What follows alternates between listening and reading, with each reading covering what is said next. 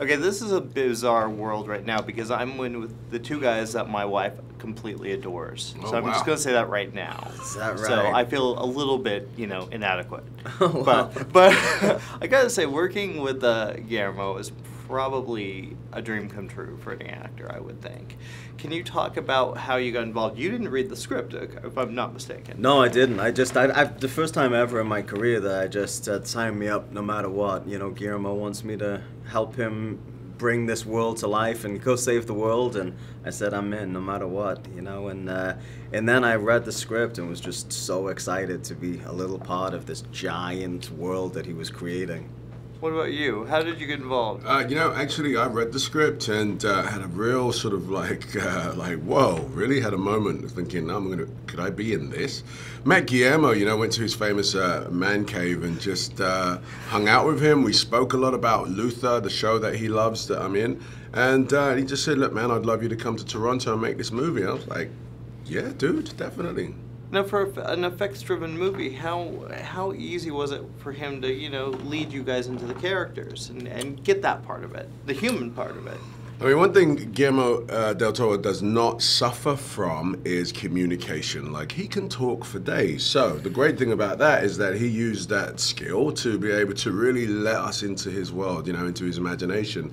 I mean, by the time I got there, he had set up shop. The production office was like a museum for Pac Rim. I mean, any geek would just love being there because it was, literally every detail, every facet of the film was already mapped out, and, he just walked us through it. Now, stepping out from, first of all, Sons of Anarchy is the best show on television. I love the show. Thank you. Stepping out from that world into this world, what was it like for you? This is a big fucking world. Yeah. I mean, it was, the process of acting is always, pretty similar, whatever project you're on, whether it's big or small.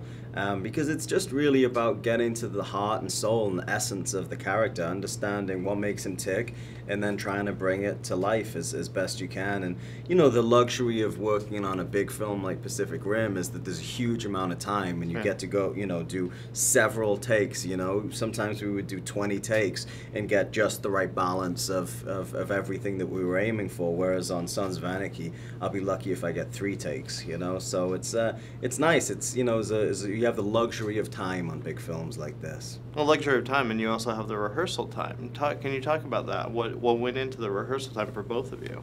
Well, for me, the preparation was a physical one, and then also a sort of actually just the forming of a character beat by beat with Guillermo. The character was called Sensei in the original script, and that was a placeholder for the sort of Zen-like character that he wanted me to create.